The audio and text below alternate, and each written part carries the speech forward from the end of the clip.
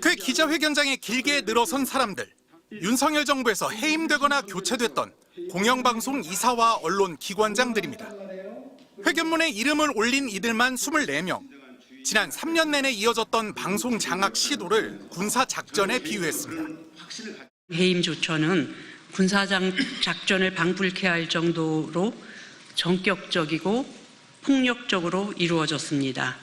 모든 권력기관을 총동원한 참석자들은 공영방송을 지키기 위한 투쟁에 나섰고 법원도 정당성을 인정해왔다고 강조했습니다. 하지만 정권이 바뀌어도 당시 진행되던 소송들은 끝나지 않고 자신들을 옥죄고 있다며 전향적 조치를 호소했습니다. 당시 윤석열 정부는 소송을 계속 이어가며 보복적 대응을 지속하고 있습니다. 물질적 손실과 정신적 고통을 감내하고 있습니다. 실제로 이재명 대통령은 최근 KBS 이사장과 사장, 방심위원 등의 해임 사건 재판을 더 진행하지 않기로 결정했습니다. 윤석열 전 대통령이 피고로 지정돼 있던 소송을 대통령이 되자 직접 취하한 겁니다. 이 대통령은 전 정부에서 행해진 위법한 처분을 바로잡는 차원에서 항소 취하를 결정했습니다. 문제는 이진숙 방송통신위원장입니다. 현재 공영방송 이사진에 대한 해임, 임명 취소 사건에서 본인이나 방통위가 피고로 지정된 사건은 모두 8건. 대부분 1심에서 패소했지만 항소 취하는 아직 한 건도 없습니다. 윤석열 비판 보도 방송사들과 벌이는 제재 취소 소송전에서도 전패를 기록 중이지만 이 위원장은 막무가내로 버티는 중입니다. 본인이 소송했던 14건이 패소를 했습니다. 포기하시겠습니까? 법적 검토를 해보고 항고, 재항고 여부를 결정하겠습니다. 지난해 소송 비용으로만 5억 5,900만 원을 쓰며 세금 낭비 논란을 일으킨 방통위. 명분도 실익도 없는 소송을 이어가며 이 위원장의 정치적 위상만 높이려 한다는 비판의 목소리가 큽니다. 여기에 방송장악 피해자들의 고통도 커져가면서 법무부 장관의 지휘를 통해서라도 소송을 중단할 필요가 있다는 지적이 나오고 있습니다. MBC 뉴스 이동경입니다. 업무상 배임 혐의 피의자 신분으로 지난 5일 경찰에 소환됐던 이진숙 방송통신위원장. 회사 돈을 사적으로 쓴 적이 결코 없다며 자신이 정치 수사를 받고 있다고 주장했습니다. 정권 교체기가 되니까 어떻게든 문제를 삼아서 이진숙을 손을 보는 것이 아닌가, 이런 개인적으로 생각을 그렇게 할 수밖에 없어요. 그러나 당당했던 이 위원장 발언과 달리 경찰이 오늘 이 위원장의 근무지였던 대전 MBC를 압수수색한 사실이 확인됐습니다. 올해 1월에 이어 두 번째입니다. 경찰은 오늘 압수수색에서 이 위원장이 사용했던 법인카드 관련 자료를 확보해간 것으로 전해졌습니다. 앞서 이 위원장은 지난해 7월 대전 MBC 사장 재직 당시 법인카드를 사적으로 유용한 혐의로 고발됐습니다. 2015년부터 3년 동안 사용한 업무 추진비와 접대비 등이 모두 1억 4천여만 원. 이 중 서울 자택 반경 5km 이내에서 결제한 건만 87건, 금액으로는 1,600만 원이 넘었습니다. 대전 MBC에 사직서를 제출한 날에는 제과점에서 약 100만 원을 결제한 내역도 확인됐습니다. 이 위원장은 줄곧 의혹을 부인해 왔습니다. 사적으로 썼습니까? 안 썼습니까? 사적으로 쓰지 않았습니다. 사적으로 단 10,000원도 쓴 적이 없습니다. 고발 이후 좀처럼 진척이 없어 봐주기 아니냐 논란까지 일었던 수사에 속도가 붙은 건 올해 초. 경찰은 지난 1월 대전 MBC와 이 위원장이 수업에 들었던 대학원을 압수수색했습니다.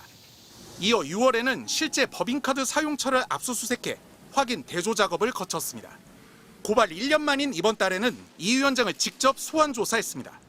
경찰이 내일 이진숙 위원장을 다시 불러 조사할 예정이어서 조만간 기소 여부가 결정될 거란 관측도 나오고 있습니다. MBC 뉴스 이동경입니다. 네, 제가 좀 선제적인 질문에 대한 대답을 드리면, 이진숙 방통위원장 같은 경우는 지금 재난 기간에 재난에 담당해야 하는 기관장이지 않습니까? 그런 부분에서 휴가가 반려되었다고 할 수 있겠고요. 18일 상신했지만 22일 날 이제 오늘 반려가 됐는데, 그 이유는 이제 제가 상신 예정일이 이제 22일이기 때문에, 오늘이 이제 제가 상신된 제가 예정일이었기 때문에 오늘 반려되었다는 거. 그리고 여튼 휴가는, 정기 휴가는 일단 대통령의 재가가 필요한 상황입니다. 그냥 이런 고위공무원 같은 경우는 재가를 통해서 휴가를 갈 수 있기 때문에 규정에 따라서 반려한 거라고 보시면 될 것 같습니다. 네.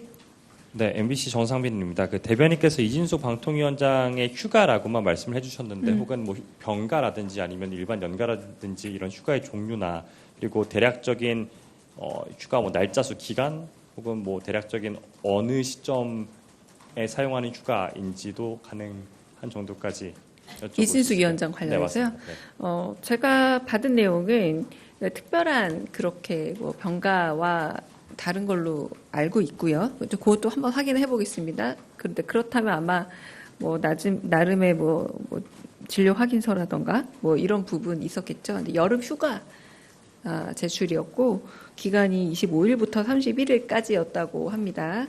네, 그 휴가를 제출한 18일 그 기간 자체 그리고 지금도 사실은 재난 상황이기 때문에 그래서 이제 반려를 비서실장 선에서 반려되었습니다.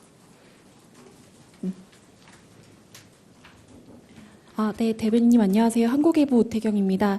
그렇다면 이번에 이런 폭우 피해 있는 기간 동안에 휴가를 신청한 뭐 기관장이나 고위 공무원이 이진숙 방통위원장 한 명뿐이었는지 여쭤보고 싶습니다. 네, 그것도 확인이 필요할 상황이지만 아마 지금 이런 원칙이 있는 걸 보아하니 국가 재난 상황에 있어서 그 재난 컨트롤 타워에 있는 역할을 하는 분들은 아마 이 부분에 있어서 이제 대통령실의 재가가 필요한 경우는 뭐 동일 원칙이 적용되지 않을까 싶습니다. 그런데 혹시나 확인은 해보겠습니다. 제가 확인한 건 아닙니다.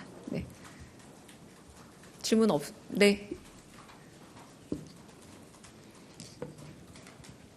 네, 대변인 뉴시스 김경록입니다.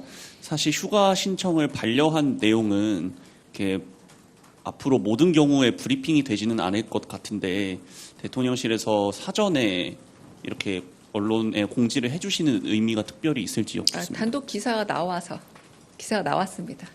나와서 그 부분에 대해서 이제 저희가 답을 먼저 드리는 거다라고 보시면 될 것 같습니다. 질문 없으면 여기서 네네. 그 이진숙 방통위원장이 휴가를 쓰면서 국민일보 이동환입니다. 휴가를 쓰면서 뭐 휴가 사유를 뭐 적었다거나 아니면 반려가 된 뒤에 뭐 구체적인 그에 대한 언급을 한 게 있는가 네. 좀 여쭤봅니다. 특별한 휴가 사유가 여름 휴가로 낸 걸로 알고 있고요. 그 반려는 시점이 지금 얼마 안 된 걸로 제가 알고 있어요. 22일 아까 오늘이 22일이잖아요. 네, 그러니까 추후 그 사후의 반응은 아직 저희는 파악하지 못하고 있습니다. 네. 그럼 여기까지 질문 받고 끝내겠습니다.